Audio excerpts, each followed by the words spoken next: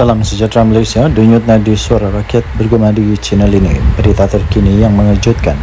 Teresa Kok terima surat ugutan bunuh bersama 2 peluru. Berita penuh. Kuala Lumpur, ahli Parlimen Seputih Teresa Kok telah menerima surat ugutan bunuh bersama 2 butir peluru hidup semalam. Kok yang juga adalah naib pengerusi DAP memaklumkan surat ugutan beserta dengan peluru itu ditemui dalam sampul yang diletakkan pada peti surat kediamannya. Pada semalam, katanya, bila saya balik pulang ke kediaman rumah saya dan mengambil surat di peti surat, saya mendapati ada satu sampul surat yang mengandungi benda yang agak keras di dalamnya. Katanya, bila saya buka sampul surat dan keluarkan kandungannya, saya mendapati 2 butir peluru dan satu kertas putih saiz A4 bertulis perkataan lucah dan ugutan bunuh. Katanya menerusi hantaran di Facebook pada hari ini. Berikutan daripada itu, katanya beliau telah membuat satu laporan di Balai Polis Petaling dan menyerahkan surat serta 2 butir peluru itu kepada polis untuk siasatan. Polis juga datang ke bahagian peti surat di kondominium saya untuk menjalankan pemeriksaan. Tambahnya, saya memang hairan dan tidak mengerti kenapakah saya terima peluru dan surat yang penuh ugutan seperti ini, katanya. Beliau turut menzahirkan rasa terima kasih kepada pihak polis yang telah bertindak pantas menjalankan siasatan sejurus pihaknya membuat laporan polis. Katanya, saya yakin pihak polis dapat membantu dalam kes ini. Denyut nadi suara rakyat bergema di channel ini. Jangan lupa tekan butang subscribe, like dan share. Malaysia kita punya, cinta Malaysia ku, kita jaga kita. Bye-bye.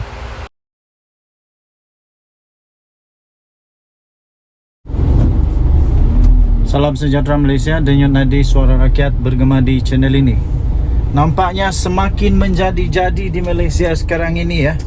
Semakin menjadi-jadi di Malaysia. Semakin berani seperti apa nak cakap apa ni. Aduh.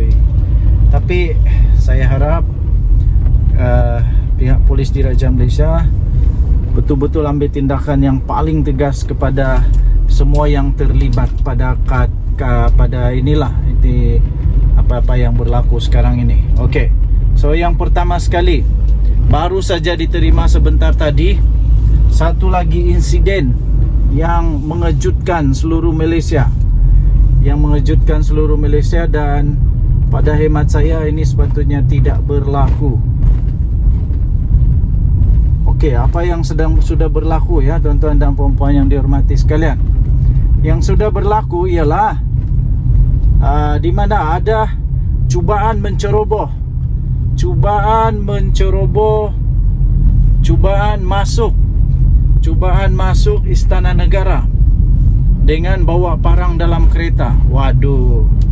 2 ditahan cuba masuk Istana Negara membawa parang dalam kereta. Apa bendanya ni? Kenapa manusia-manusia begini semakin teruk sekarang ni? Apa yang dorang cuba buktikan? Malaysia bukan tempat orang-orang macam begini. Orang-orang begini patut diherdik keluar, diusir saja daripada Malaysia, ataupun kasih penjara dia sampai bila-bila jangan kasih keluar. Nanti menghasut susah Malaysia. Disahkan 2 ditahan cuba untuk masuk Istana Negara bawa parang dalam kereta. Harap-harap ini tidaklah melibatkan, harap-harap tidak melibatkan mana-mana parti politik. Harap-harap tidak melibatkan mana-mana orang kenamaan kah, orang politik kah. Harap-harap tidak berlaku begitulah. Dan saya fikir tidak adalah. Kita doakan semoga tidak ada. Okey, jadi kalau memang betul ada niat jahat daripada orang ini amat bahaya. Sampai Istana Negara pun berani masuk, ini bahaya betul ini.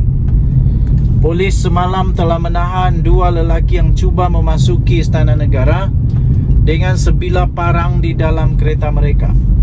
Menurut Ketua Polis Kuala Lumpur, Rusdi Muhammad Isa, Kejadian itu berlaku kira-kira jam 4.40 petang ketika suspek yang tiba di pintu 3 Istana Negara dengan menaiki perodua kembara. Katanya mereka memberitahu anggota polis yang bertugas mahu berjumpa yang di Pertuan Agong.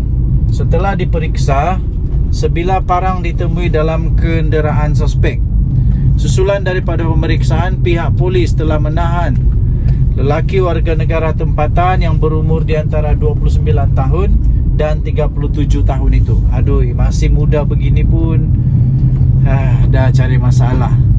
Hasil ujian saringan awal air kencing didapati suspek adalah negatif dadah. Kes disiasat di bawah Seksyen 447 511 Kanun Kesiksaan dan Seksyen 6/1 Akta Bahan Kakisan Letupan dan Senjata Bahaya 1958. Nah, padan muka kau. Kesemua suspek ditahan reman selama berapa hari, mulai 18 hingga 21 Mei bagi tujuan siasatan lanjut. Saya setuju.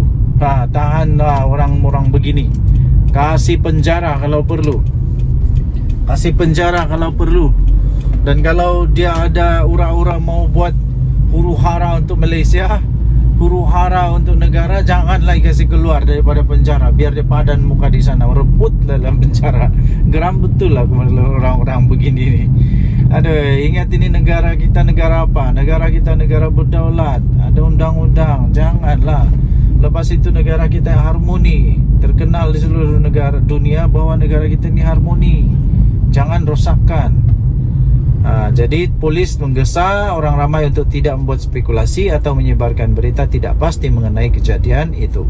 Ini bukan kali pertama kejadian percubaan untuk menceroboh istana berlaku. Jadi tuan-tuan dan puan-puan yang dihormati sekalian, tahniah diucapkan kepada polis yang berjaya menyekat daripada berlakunya sebarang yang tidak baik. Kita berharap Raja-Raja Malaysia, Sultan-Sultan Malaysia akan terus dijaga oleh Tuhan dan kedaulatan undang-undang dapat ditegakkan di Malaysia. Kita doakan semoga siapapun yang berniat jahat, apapun kalau ada niat jahat, semoga itu dapat dibenteras. Bagi mereka yang memang ada niat jahat, padan muka, saya bilang padan muka lah. Padan muka. Ini bukan negara tempat untuk pengganas kah, penjenayah kah. Daulat tuanku, semoga Tuhan menjaga yang di Pertuan Agong serta semua raja-raja, sultan-sultan negara Malaysia. Bye-bye.